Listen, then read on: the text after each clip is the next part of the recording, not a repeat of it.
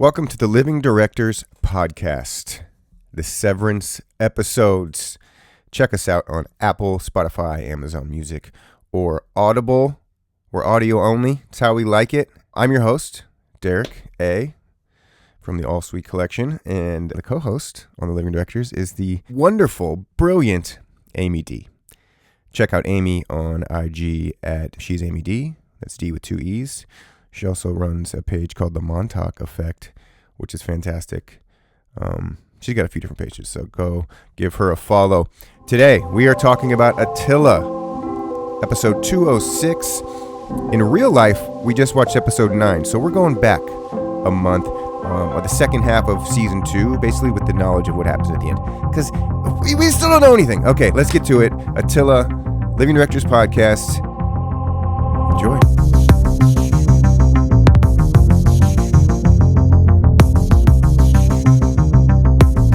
Season 2, Episode 6 recap. It is Monday, March 17th, 1:18 p.m. We just watched Episode 9. It came out this past Thursday. So, we are doing this a little unorthodox, but I like this. I was going to call you and say, let's actually wait one more week so we know the ending and then go back and do every episode. But we're going to do that for 7, 8, 9 anyways. Okay. Yeah. It's a pretty complex show. Very complex show. And some people love that. I love that, and I'm ready to embrace the complexity once I know the finale of the season. Stiller and Erickson are waiting till the last episode to really give us any answers. And we know there's going to be another season, so who knows how many answers we're actually going to get. True. Even next week. I have a little article here I printed out from Esquire magazine written by Brady Langman, published February 21st. Okay. He calls this the horny episode. Oh, right. Okay. There's a lot of intimacy happening in this episode. Right. There's a quote here from Dan Erickson, the writer and creator of the show, that he says... That's interesting. Episode 6. Oh, yeah. Erickson says, in season 1, the innies are basically children. This is something that you've said many times. They're adults in some ways, but experientially they're children. Having your first crush and finding out things about yourselves, he said. Season 2, it's a little bit more like an adolescent story. There's more of a sense of finding your own autonomy and deciding who you are going to be as opposed to who you've been told you are. I really like that. We are kind of taught a narrative growing up. And if you feel like there's something off about it or that you don't really fit into it, that's a real feeling that you should acknowledge. What do you think about the season 2 characters being in adolescence? I think that's a good understanding of it. We have sort of the complex relationship with Dylan and his wife and his Annie. That is interesting. And then we have Irving and Bert. So there's 2. We have Gretchen. And then we also have Helly and Helen, both having had sex with Mark. So just to recap all the relationships we have going on in this episode. There's Helly R and Mark internally, and then Helly R discovers that Mark slept with Helena. We have Gretchen and Dylan's Innie, as well as Dylan's Outie, and that dynamic. And also, finally for the first time, I believe, we have Helena meeting Mark's Outie at the Chinese restaurant. And then we have Burving and Field. So, yeah, big relationship episode. I would say for Dylan and his wife that we have a more advanced understanding of the complexities of their relationship, because in the first episode that we see them together, we see kind of she has a lightheartedness for his Annie that perhaps she doesn't carry outside of right.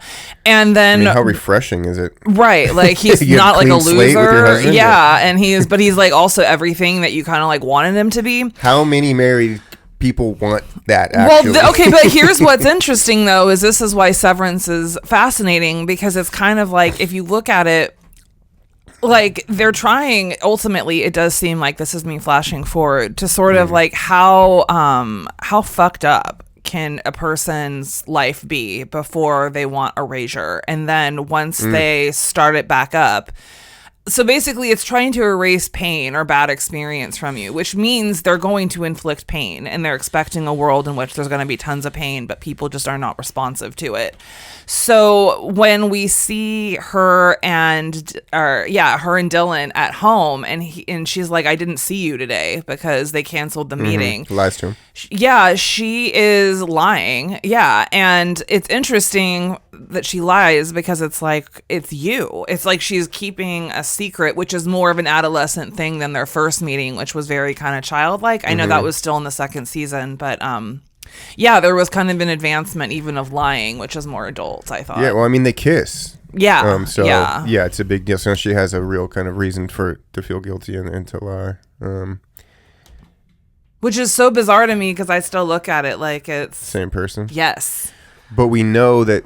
I mean, it's the Audi that feels the immense jealousy. Obviously, I mean, yes. So, but that's a clear sign that the Audi is not the same person as the innie, and this is a huge theme of this episode as well, particularly at the dinner with Fields, Bert, and Irving, and Bert tells his reason for being severed. Right. Which has to do with religion and heaven, him being a Lutheran, him being a scoundrel in his life so far, quote unquote. Which I thought was so interesting because of how drunk Fields was. And I'm just thinking, like, you're literally off your rocker right now on alcohol, but like, yet somehow that is fine. It was just sort of like this weird, like, moral, like, how do you claim moral superiority? And like, you're sitting here just drunk as a skunk. Well, we don't know what Bert has done.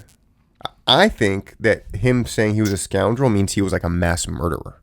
Oh, I think he was incredibly evil. Well, because he says, like, I'm not going to be able to get into heaven. So that's why we did this. Jesus told me to do this because it was my only way to get into heaven. And the church says that. Which is also interesting because they're gay. Good point. But they do mention how the church says that innies are complete individuals with souls. Yes. There's some symbolism with Bert in front of the fireplace. It's very kind of demonic symbolism with the fire and darkness. And yeah, the way that... So his husband, Fields, do you recognize him from Lord of the Rings? No, but I recognize him from Fringe, which he plays like... Oh, I haven't seen that. Oh, it's a great show. He plays this like really insane scientist. Like, oh, well, then he does experimental. that. Yeah, that's his whole thing. Yeah. 23 years ago, he played the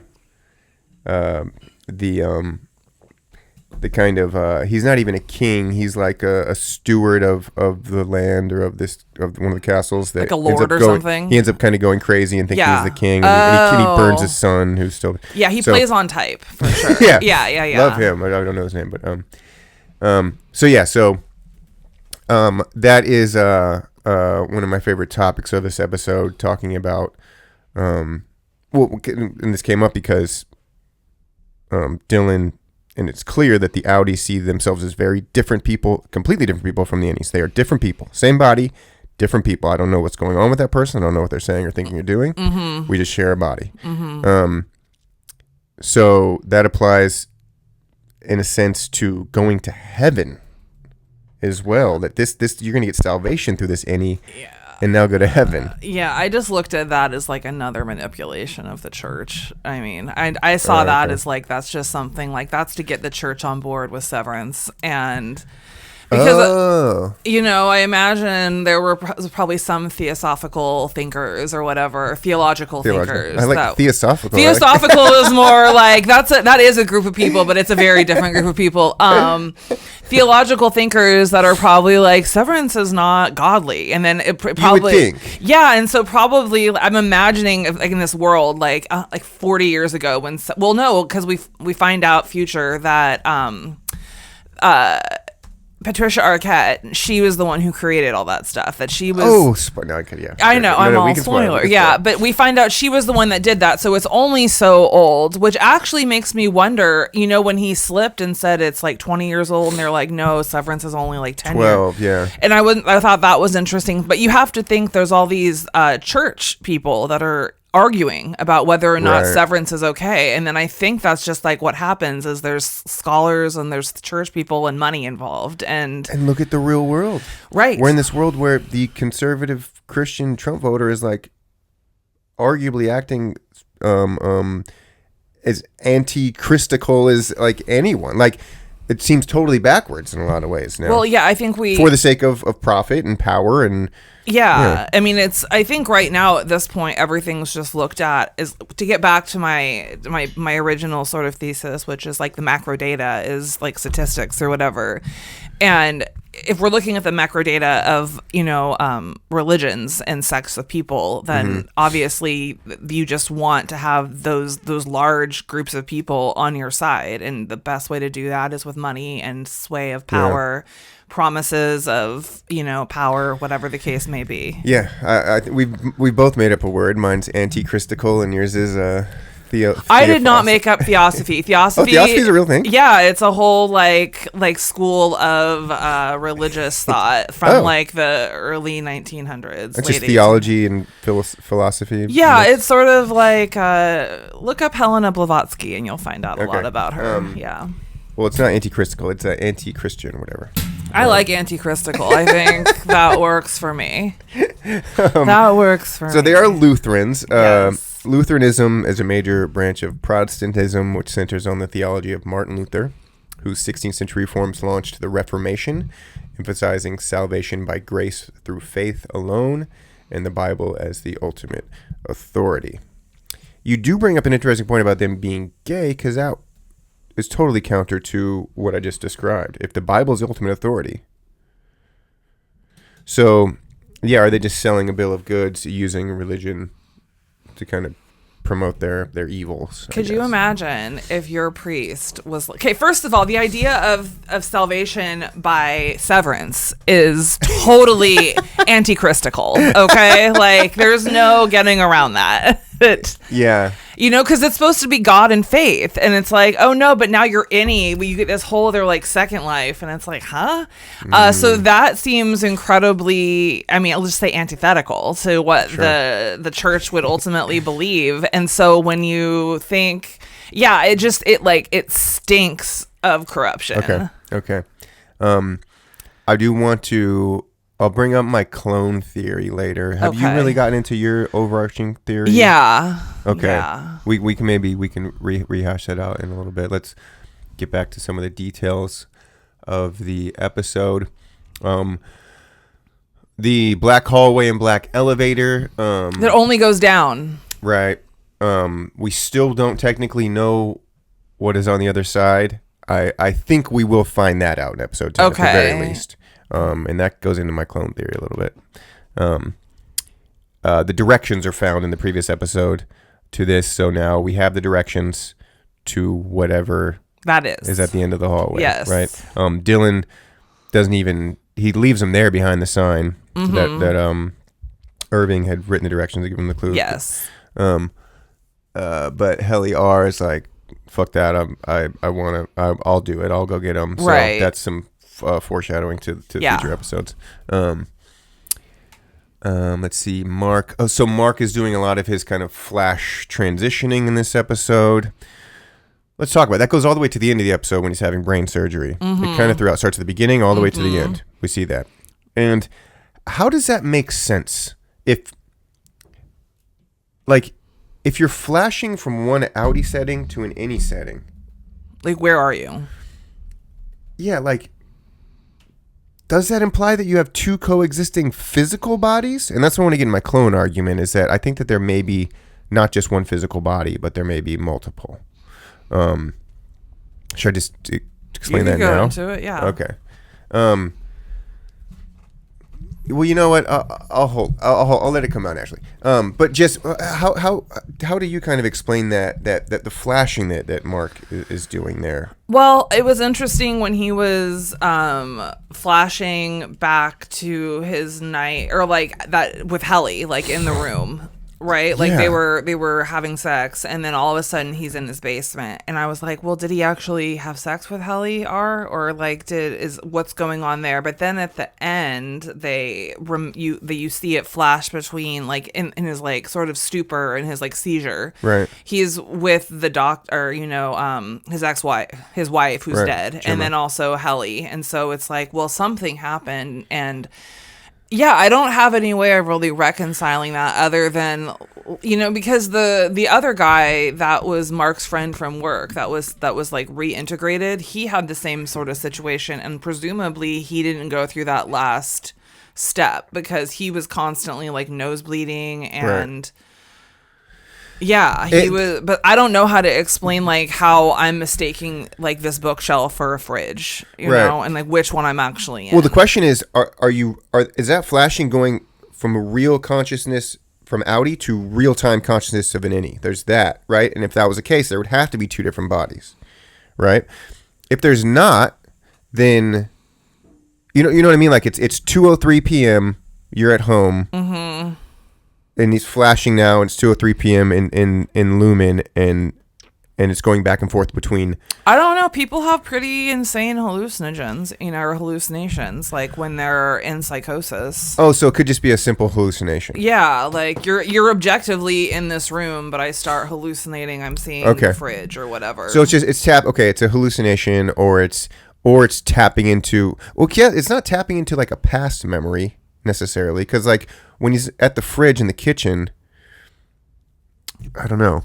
Yeah. I think he's tapping into his prior experience, I would say. Okay. But I mean, I don't know. Right. That would just be sort of my way of explaining that. That would have to be the kind of basic explanation. Yeah. Which would be a memory, but it's not necessary. Right. I can have a mind sort of not like a hallucination, but like a reverie about something that didn't happen within. That could have conceivably happened. Like, I'm at my house walking around my kitchen. It's like, I see it all. But, like, I never actually did that. You know what I mean? Like, the thing that I'm actually envisioning never objectively took physical place. But or it may have taken place, like, 1,000 times. But I wouldn't have remembered, me walking around my kitchen. Right. So, I guess just to recap, Innie Mark and Helly R, Mark tells Helly that he had sex with Helena. Didn't know it was Helena. This obviously makes Helly R feel a certain type of way. Yeah. Did you sympathize with her reaction to that? Do you think you would react kind of the same way, or would you not be as offended or hurt, or considering that she has feelings for him too? See, it comes back to like, how are you viewing? Well, okay, if I'm Helly, it would be kind of offensive because I don't like that I'm there in the first place. I don't like that I'm severed. I don't like that this person is like relegating me to this position, right? She says that straight up. Yeah. Like, this person's dressing me like a child and has control over me basically, and now is pretending to be me and getting sex. So if and then I'm also seeing how she's manipulating Mark, and then you even hear her say something like, well, this must be like for a reason. Like there's some kind of angle on this. I forget what she says exactly, but she's just like, no, they need you for something. She says something to the effect of like, it wasn't just for shits and giggles. Like there was a plan behind this. And let's not forget that Helena told her over video that she doesn't matter. Right. That she's irrelevant, whatever cruel thing she said. Right. And that she tried to kill herself multiple times. Like, she's dealing with crazy trauma, Helly R.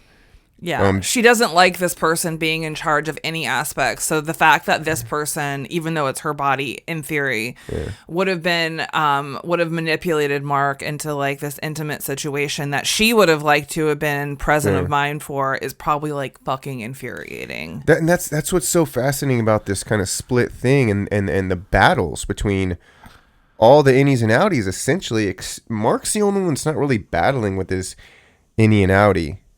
Or like Dylan, huge battle. Mm-hmm. Helly, even bigger battle. Mm-hmm. Irving, I guess, not as much of a battle, but so let's just say it's Helly and Dylan that are having these like love battles.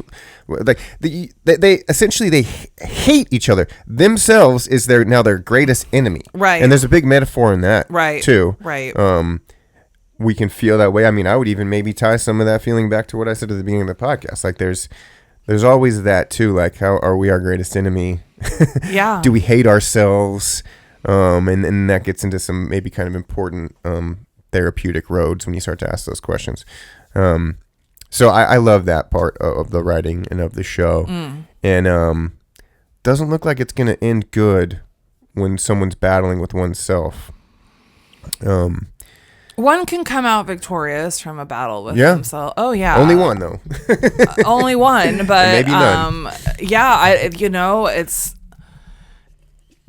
who's gonna win. I mean, but I feel like I've been in some battles with myself, and I've emerged. Yeah, like I've emerged a better person. Sure. Heliar, she wants hers from Mark. She gets it. We now know. I mean, procreation, semen, impregnation is a pretty important fertility. theme here. Fertility. Yeah. Thank you. Better word. Over the intro, we have the little baby Kiers rolling around, and there's like a vial that spills. It looks like sperm in the intro. Now, well, also Mark has had unprotected sex with Helly's outie and any. If we go to the next episode, not only is fertility in episode 7, the one where Gemma is like all over the place, but also it starts on a blood drive, which I can only imagine is like the beginning, like their genetics are being examined on some level. Yeah. In episode 9, when at the beginning, when Helena eats the egg and her father's like, I wish you would eat it raw. I guess when you're pregnant, you don't eat raw eggs. Oh, yeah. I mean, you're not supposed to eat raw eggs anyways. Okay. But, yeah. But I think that was kind of a sign. Oh, I see. Into the fact that Helen is pregnant with Mark's child. If they are the same body and she's now had unprotected sex with any and outie. Well, she's done it twice. That's what's so interesting. I thought about that today is like both times they were unprotected. And so either way, Kier is sort of getting what it wants, whether it's Helly or Helena. Is like it just doubled its chances, in theory. Unless they're two different bodies. Right. Which I know you are very much a fan of. I haven't even started with this theory yet. Okay. No, I know, but we've talked privately, very briefly, but yeah, I know that. And I've seen online this theory, and I've studied like the idea of cloned humans for a while, and I just find it to be more of a metaphor for a psychological process at the end of the day. But I definitely am very interested in hearing what your thoughts are. Okay, then let's start with Gemma then. Okay, let's go down this road. We're gonna go my clone theory, and there is one major flaw to it that I've tried to reconcile. Mm-hmm. So Gemma dies in a car accident, or they fake her death. Okay, but let's start here. Mark didn't see her body?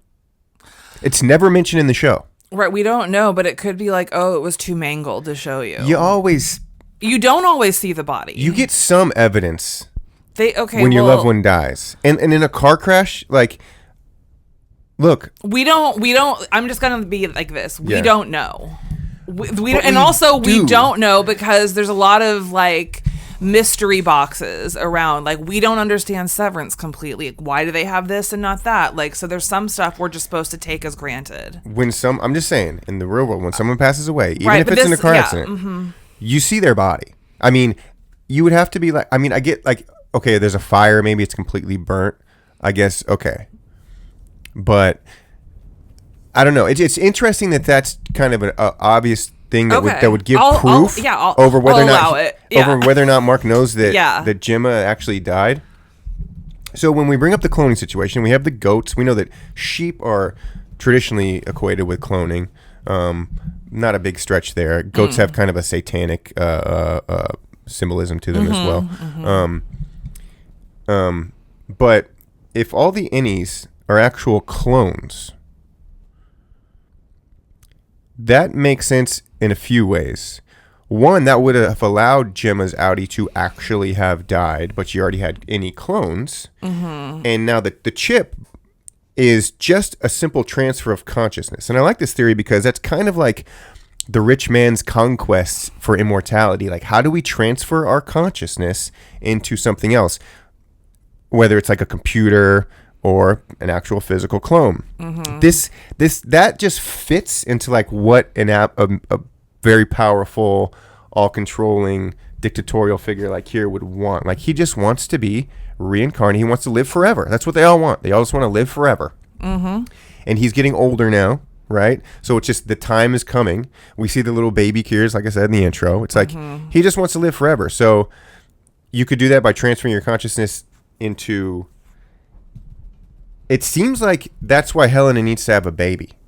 So Kier can transfer his consciousness into the same bloodline into his daughter's baby with Mark. We still don't know why Mark is like the chosen one here. Right. But maybe he's related to Cobell or something. Could be. Yeah. We also have the Ortbo retreat, which by the way, when you rearrange that acronym, it's robot. Oh, there you go. Yeah. Where they have literal doppelgangers there. We're just kind of like, right. We're not brushing by that, but we are. Like, right. Was it a fucking hologram? Right. Or those are real, actual clones? Like, we're just being shown that their clones are there. Right. We did mention, how Mark always looked a little different. Like, we see, like, episode 7 when he's meeting Gemma. Granted, it was in the past, like, he's, like, hot. Yeah, like that's what I'm Mark. saying. That's like normal, yeah. That would fit. Like, they look a little different because they're clones. They're a little uglier or whatever. Well, not uglier, but just... He looks a little more like Tom Cruise present day. That's what I'll say. So in order for this theory to work, because they're not... Either they're home all day... Well, because they're driving to work. That's happening. Okay? They go into the elevator. We're shown as an audience that it's just in the elevator, it changed. No, they go down. Their bodies go to this basement at the end of the black hallway or whatever. They're just sedated, whatever they're doing, they're asleep. And then their freaking clones are activated and they go back up. What would happen though is basically the clones would have a chip and the bodies would have, and the Audis would have a chip, and they would just be like transferring somehow to one another. And then that's the moment we see where they become innies. Is this an okay theory so far? Yeah, but I'm like, why even have the Audi come in? Because they can't know that they're being cloned. Like, it has to be kept secret from the Audi. They can't know what's going on. They have to be told, oh, no, it's your same body. Right, but if someone cloned me and they didn't want me to know about it, like, I wouldn't even, in theory, be going to the office where it happened. I wouldn't even, like, know about the office. Maybe their Audi bodies need to be there to allow for the transformation of consciousness to happen, you know? Yeah. Yeah, I can imagine some complicated system that, like, down in the basement that does that process. Right. The only flaw that I've found so far to this is the finale of season 1. Because it is a one-body situation. They go from Innie to Innie transfers to their Audi and they're there. Yeah. So the only thing I was thinking that this could be worked around was that there are different options. So there is the option, and that's why they had to go to this control room and do this kind of bizarre thing to do this, where you can, normally it's your consciousness from your Audi and your Audi body transfers to your clone and your Innie, but it's a possibility for that Innie consciousness to be inserted into your Audi body. So that's why we saw the what happened in the finale. Does that make sense? It's not normal. It's not preferred to be done, but it's a possibility. But otherwise, we got 2 separate bodies. We have their clone bodies. That's what everyone we see in Severance that's severed. Those are clones. It's a clone process. We're working on transferring consciousness. And then we get to the... But then how come when they hurt themselves during work that day, it's not just like, oh, well, your regular body's fine. How come that's just not a secret? When they get hurt, they get sort of made up reason. They'd have to just provide... But why even do that? Why not just be like, you didn't get hurt today, and so it was a regular day as normal. You didn't fall. Like, why even come up with some sort of story? Good point. Damn it. Yeah, I'm probably wrong, but it feels interesting. So right. Yeah. So my theory is that, so as we know, I have like a preoccupation with Montauk, and the Montauk experiments, as far as I know, were done like as a trauma-based mind control sort of situation. And don't just speed over that. Okay, well, trauma-based mind control is basically like where you Well, historically, it's like MK Ultra. It's been used, like, they do really fucked up stuff to you, and they might have you, like, in some sort of hypnosis or, like, under the influence of drugs or, like, and by they, you mean, like, the experimenters, right? The government officials, yeah, or wealthy. Corporate. Yeah, whoever has their hands on this technology, right? And so, the brain sort of does this, as far as I understand, like, naturally. When something really traumatic happens, it sort of, like, dissociates, and it's like it has you, like, misremember it, like, or you might just, like, block it out completely. Which is why a lot of kids, when they're abused in a very traumatic way, they don't remember it usually until about, like, 30. It comes back like a ton of bricks, and it's like, oh my God, like, what happened to me? That's very Severance-y. Yeah, and Wade Robson, who was a famous choreographer, he was one of the people who was in the documentary accusing Michael Jackson of, like, having molested him as a child. And he himself My brother used to have drinks with him in Hollywood. Okay, yeah. So he himself says, like, it didn't occur to me that what was going on to me, what was happening with me and Michael, allegedly, right?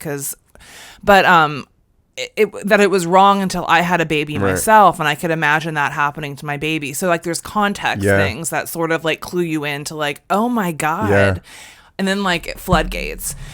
So that sort of, so when I see Gemma getting repeatedly, like, tortured, sort of like through dentistry or through having to do tasks repeatedly that she doesn't want to do, which we're going to cover next week. Which is the next episode. I see that as like, oh, they're trying to figure out a way to see how we can make her go through the worst case scenario and not remember a goddamn thing. And that gets into the 4 tempers, and I'm glad that this is, because we do need to save some stuff. Please. I think that's going to be basically next week's episode is going to be all about the 4 tempers and analyzing all that stuff. Yeah. Okay. Yeah. Well, I look forward to continually diving into that theory of yours. As do I, Derek, with yours. I think there are some holes with mine that they're going to be hard to avoid. It's just more fantastical, and mine's almost like too simple. So I'm sure in between the two shall meet.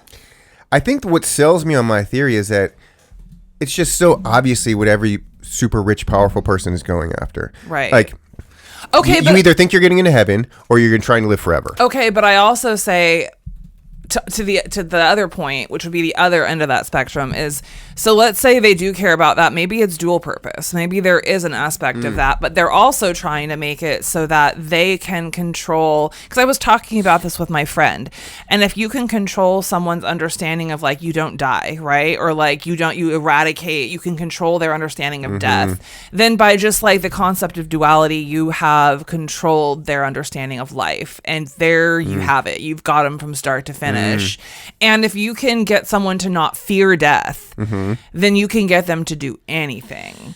And especially, like, see, Derek, you're an able-bodied... Yes, well, you're an able-bodied 40-something-year-old dude who has a lot of care. And imagine how productive you could be if you didn't care about anything or fear death and you just wanted the best for this country. Oh, my God, it'd be amazing. Right, you would be a fucking super soldier. So, like, there's a lot of advantage. So, there's, like, a personal advantage to being able to transfer on your consciousness beyond just, like, human fertility. But you're also able to do that in a way that you're able to subjugate everyone for the rest of their fucking lives and your life, which goes on in perpetuity. Well, you really just blended those two theories together very well. Sometimes, This is my favorite episode so far because I finally feel like we're just having an actual conversation, where before I've been like, let's hit the talking points. I think we let it breathe. Yeah. So thank you for recommending that we go back, and because I was like, let's just stay up to date with the episode 9, but no, we're going back and doing them all. Great decision by you. We still have some more. You got some more time? Yeah. Okay. We did cook about 15 minutes to start, so we can go a bit more with episode 6. Attila is the name of the episode. Do we know about Attila the Hun? Well, I know about Attila the Hun, but I also, you said there was, like, something beyond that, right? There's more of an Easter egg to Attila, I thought. Or go into Attila the Hun. We know Attila is, like, one of the worst human beings to ever live. Yes. And they both call each other that. Yeah. Yeah. Phenomenal pun. Attila the Hun. They call each other Hun. Yeah. That's awesome. I feel like that came from Ben Stiller and Christine Taylor, but what do I know? So if we need any more clues that these are awful, that horrendous Bert people. did something incredibly evil on like a scale of mass murder, I think that's going to come to light. Maybe not. In this finale. To me, I'm like, it's almost if let's say Bert is like the biggest like Ted Bundy mass murderer. He's Hitler or something. Yeah, he's Hitler. Yeah. I almost think that is more excusable than like the idea of trying to sever someone so that they can get into heaven. I'm like, at least you're like dealing in reality. I don't mean like obviously, but I'm just saying it's like you are. I'm not necessarily just Bert, but like the whole idea of like lying to a bunch of people about like their afterlife and like trying to. So yeah, he's not even just trying to control them in their life and death. It's like your afterlife is not even yours, and I can't tell you like how like truly disgusting I find that to try to like co-opt someone's afterlife. And then you'd rather have someone kill you than someone lie to you is what you're saying. I'd rather have someone kill me than try to co-opt like the rest of my eternity.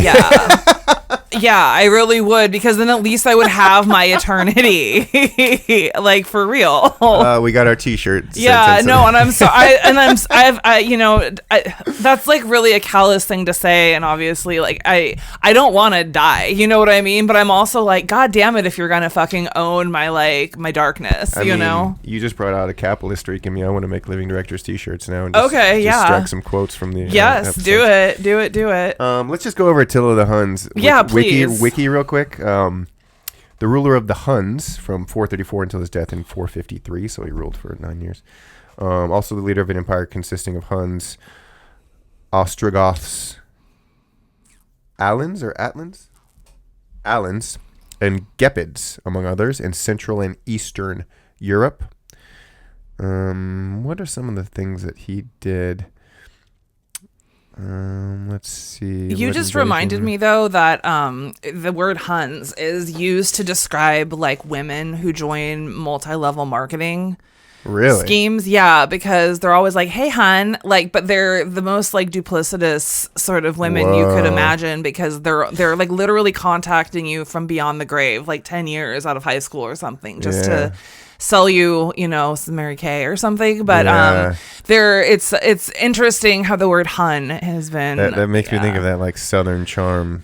Yeah. Yes. Hey, hun. Yeah. It's like really there's just the sinister meaning behind Yes. Yeah. Go on though. I wanted to hear more about the Attilas. He crossed the Danube, plundered the Balkans. Good guy. Led an invasion of Eastern Roman Empire. Oh, so he went after the Roman Empire, and this is. So in the 440, the empire had basically fallen. So he sounds like Attila kind of came in to clean up the end of the Roman Empire. So let's compare the current empire, or at least the one that's in Severance, and because the Roman Empire in the current times have been like constantly compared ever since the meme of like what's his Roman Empire on TikTok took place. Because there's obviously like a preoccupation with dudes in the Roman Empire, because we're in the fall of an empire right now.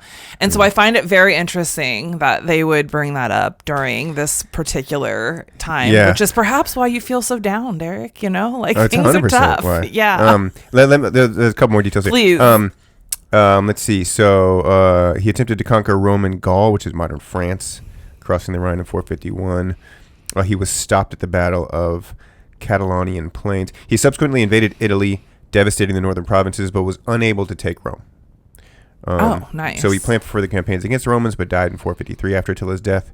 His close advisor, Arderic of the Gepids, led a Germanic revolt against Hunnic rule. Ruh-roh.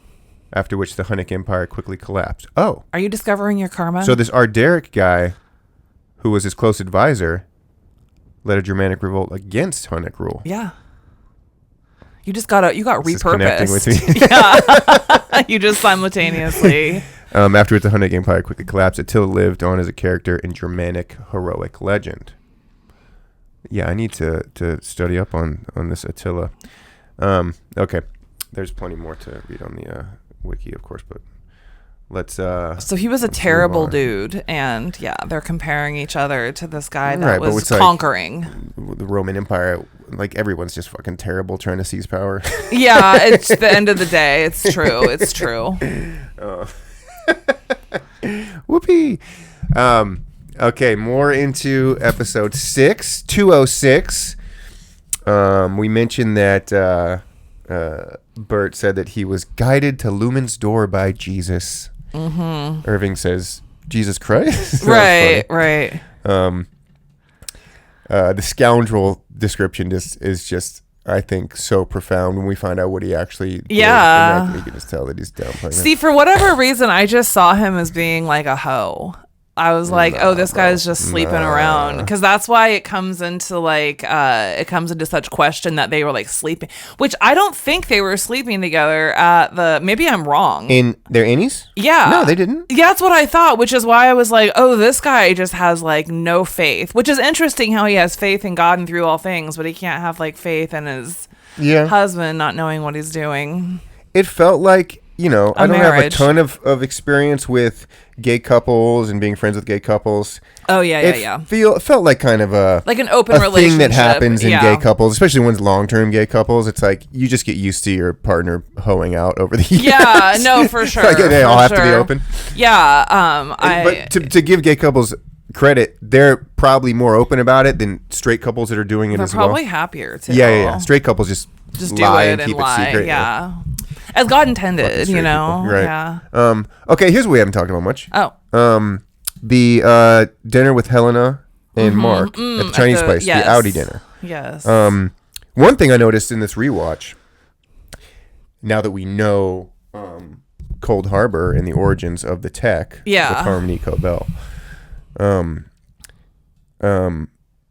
this dinner, because Helena says, I run the company. I didn't come up with that. And Mark was like, so, you created this company. Oh, no, my father created this technology. So she lies. Yeah.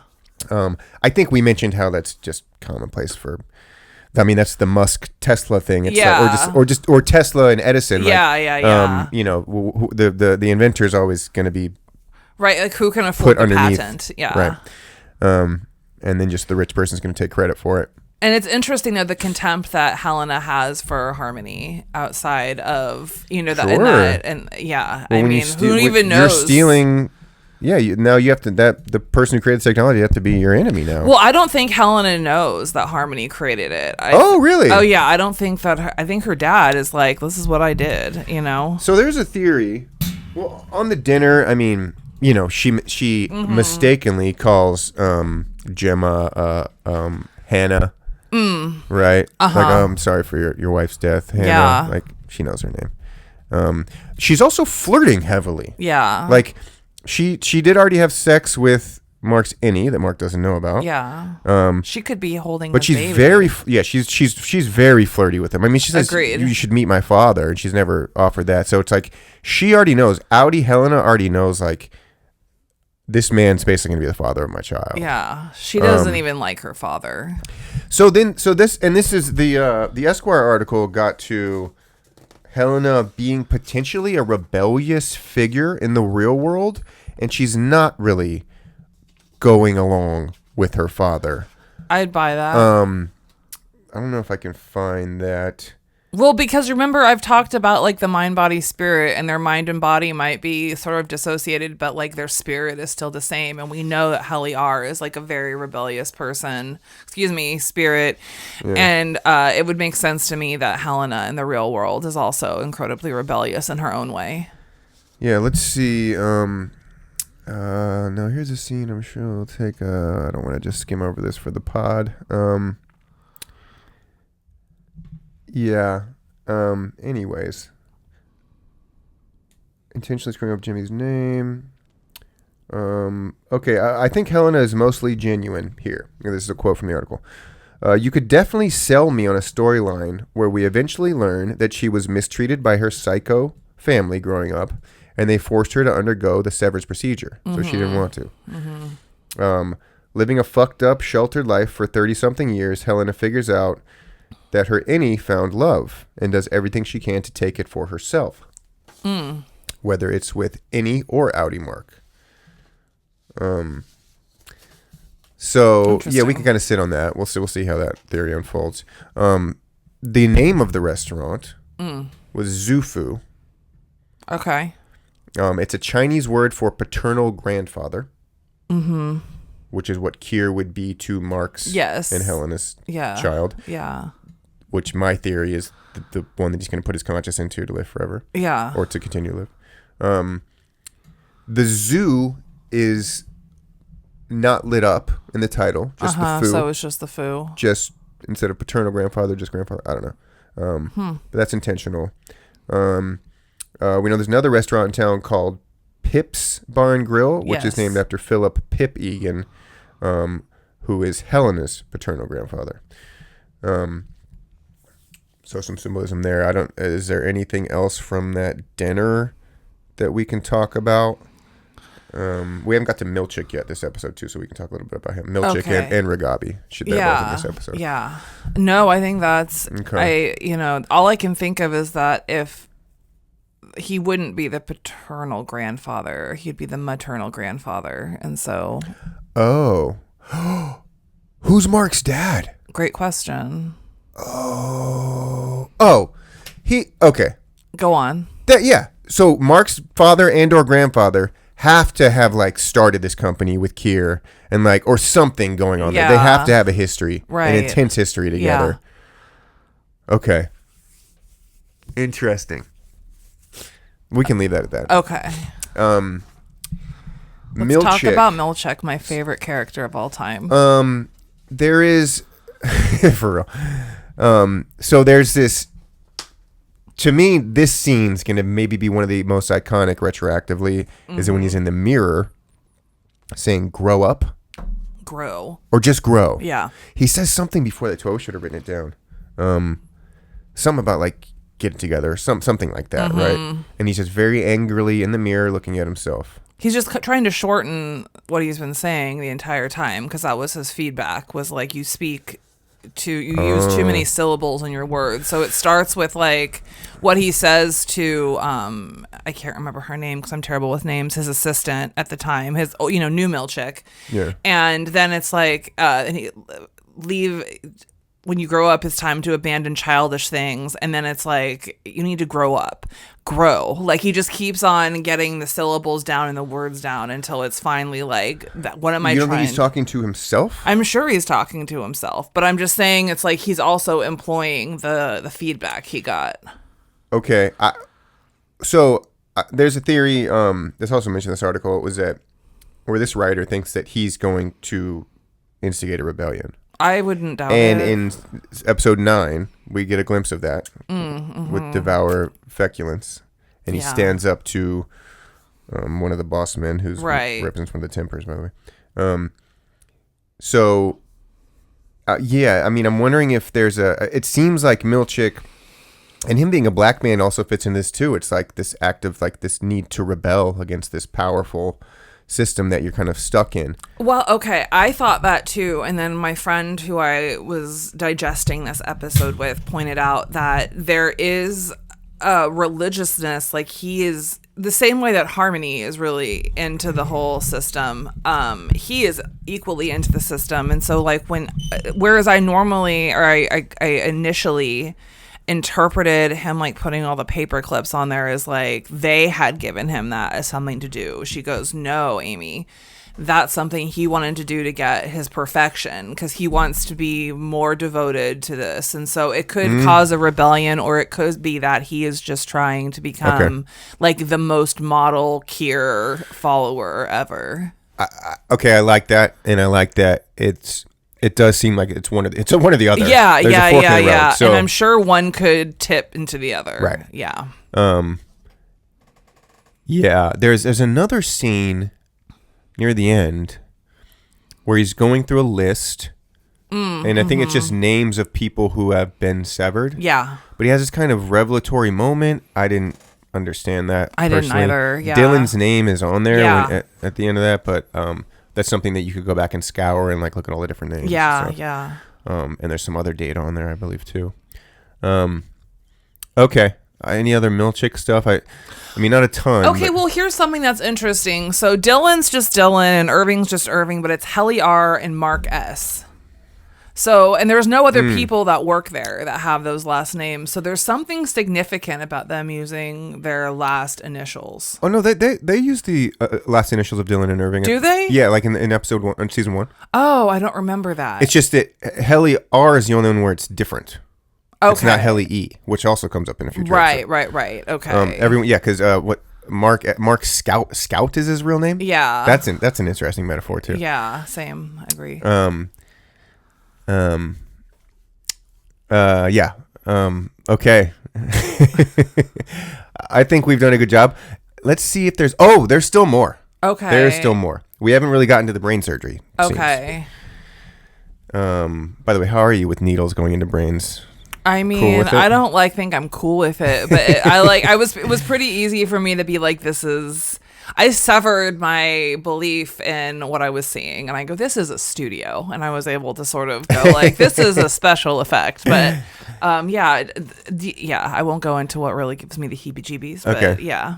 So we have Ragabi, the brain surgeon. She just carries all this equipment on her. Have we gotten to that? Like, where'd all this tech and medical equipment come from? Did she have like a suitcase that went into the and house? there was no I forget that part. There was no like cleaning of, you know what I mean? No. It was all just like, we're gonna do this here, and I was like, good damn. Very long needle. This is something else I don't get. Well, first of all, there's like a screen that shows like wavelengths, and the idea is to like get them in sync. Yeah. She does not remove the chip from his brain, which I believe is what happened to the OG buddy who died in season 1. Okay. She floods it.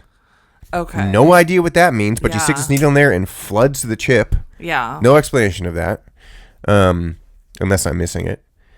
That happens. And by the way, Mark is back and forth. They could be flooding it with signal, is all I can think about, but I don't know. I mean, it's not explicit. Mark, by the way, does get just emotionally overwhelmed by the process early in the episode and says, no, stop it. Fuck this. I'm not doing this. Right. And then after the conversation with Helena, something clicks in him where he's like, I'm sorry for being a dick. Let's do this. Mm-hmm.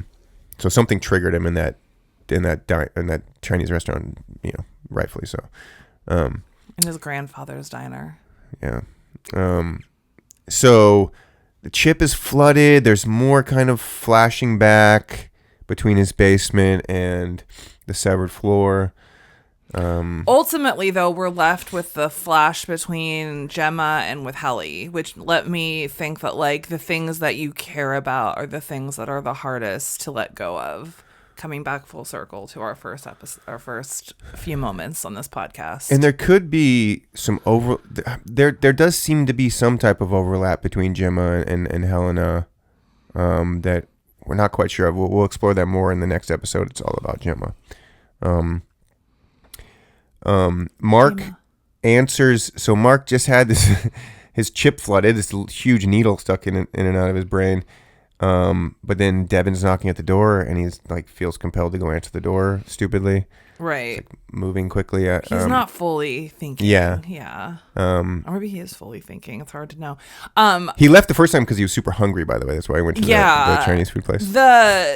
I think this is the episode where she does. Is this the one, or is it the next one where she pulls out her phone to call? That doesn't happen yet. Okay.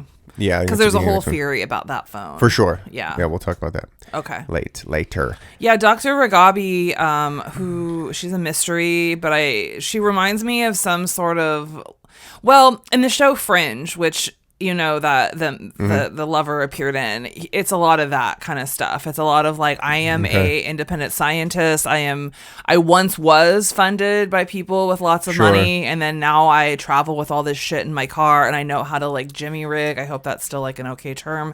Lots of stuff. I know how to make a silk purse out of a sow's ear, as my mom would say. I know how to do a lot of things, just kind of MacGyver them. There we go. Yeah. And so I think that's sort of the kind of character she is, where she was once very well, reputable. She was like one of the only doctors that could perform this procedure. And then she probably like had a come to Jesus moment with what she was doing and was like, I got to figure out a way to undo what I've done. And we can't say on the topic of Ragabi and Devin is that there are theories, although different, I think, that they could be playing for the, like, we don't know what side they're on technically. Like, are they still working for Lumen technically? Right. In Ragabi's case, I don't know that makes a ton of sense, but we're starting to get some glimpses of that with Devin into the future. So Mark answers Devin at the door. Devin brings up the rich lady from baby camp back in season 1, where we get into like the whole being severed during birth concept, like forgetting, which is just basically forgetting the painful moments. And that's what's happening at that camp with this how woman. it can be used for people it's going to be used for people who want it to happen, and it's going to be used for people who basically want it to happen for a totally different reason because their lives are miserable. Right. Which that gets me back into the eternal sunshine of the spotless mind is like has to be a huge influence for the writer. Takes place in Montauk. Oh yeah, I think did we already talk about that? Probably, but it's a good one. So on that note of being severed during birth, okay, there's a reason that's being brought up. Okay, that's gonna. You mean being severed for giving birth, not like the baby was. Okay, just wanted to clarify. Because that's who this woman is. That we're gonna. It's already circled back to in later episodes, so we're gonna talk about more about this kind of baby camp / the retreat. Birthing retreat. That woman was married to a governor or a politician that was supporting Severance. So that's just mentioned, and we're gonna get into that more. Which also plays into fertility and like creating a world of a controlled world. Go ahead. So Ms. Huang. Yes. This is the assistant. Yes. She appears to be ethnically, I think. I'm not sure what Gemma's actual nationality is. I don't know. Chinese or Korean or Japanese. But Ms. Huang kind of looks like half Asian, half white. Yeah. I would say. Yeah. She's about 12, 13 years old. Severance was created 12 years ago.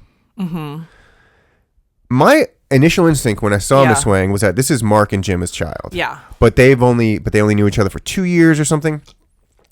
I'm wondering if there's still a way for that to be true, and that Mark and Gemma have known each other for a long time, or something's up with the timelines. Well, if they're severed, we can extend that into an idea that they would not have known that they knew each other. Right. So, and who's to say? And there is a reason, like, it's next episode, but there's a whole like kind of interest. She reaches out to Lumen at some point. Yeah. And not to mention the genetics testing, in my opinion, with the blood. But we'll get into that next episode. I cannot wait to find out what's going on. Yeah, there's a lot going on. It's okay to not know. No, and that's the whole thing about shows like this is we think we want to know, but we really don't. I think that's the hear me out. I think that's the point of the show. Is it's okay to not know. It's okay to have your own your own severance. Like I don't know. I don't know. Okay. I'm so curious about what we find out. But to not know you don't know drives you crazy. Well, yeah. The known unknowns. Yes. The unknown unknowns. Yes. No, I mean on that note though, I do want to say that like the audience score on Rotten Tomatoes is a lot lower for season 2 than it is season 1. Not the critics. So, and look, this fits into me. My reaction in this past month is like there's definitely an element of season like it's too abstract. Like I don't know. It's just every week. And look, I mean, episodes 8 and 9 are no different. It's like you think you're going to find something out, but you do find some things out. It's not a lot.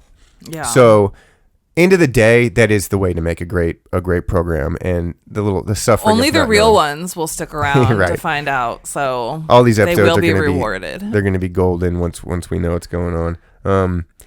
That's interesting that the audience is having a different reaction this season. Mark passes out in front of his sister. Ragabi emerges from the basement. So there's like a who the hell are you thing. They finally interact with one another. Bert and Irving say goodbye as he's leaving. This is the final scene of the show. And bring up that, hey, maybe we could see each other without Fields around at some point. Good idea. It is interesting that their love just instantly segue to their outies. Like there was no. Which is back to my theory that like the things that you really care about, like Gemma and Helly, like those are the things that you hold on to. So their like deep care or deep admiration for one another would somehow carry, because it transcends knowledge. It's like grokking. It's like the whole feeling. Yeah. All right. That's it. I think we're gonna end it here. It's a Monday. Look, we're doing this a little differently now. This podcast, of course.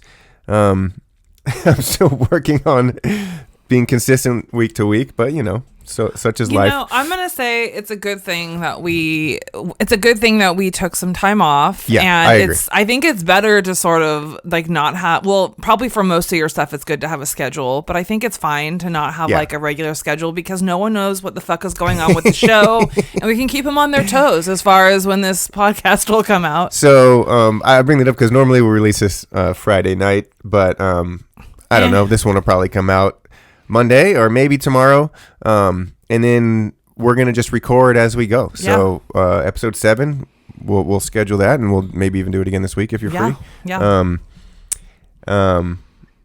It's a great time. This was a great talk, Amy. You can find us on Apple. We got with your wonderful Montauk Effect page. We I don't know if these numbers are real, but we got some Apple streaming numbers that my dumb so-called executive ass has never even seen before. I didn't even know how to look at them. Oh, wow. Because I guess I run the Spotify podcast page, and it doesn't show the Apple numbers. I didn't know that. Yeah. Which is good to know. It said we were number 12 podcast in film history in Greece. What? That's crazy. Film history.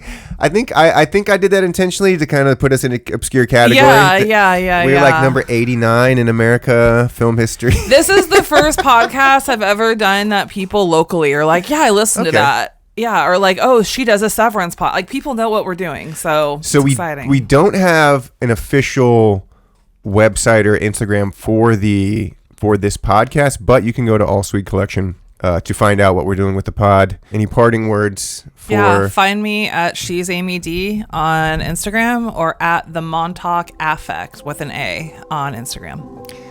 Do I have a good quote from the show here? I do. Grow.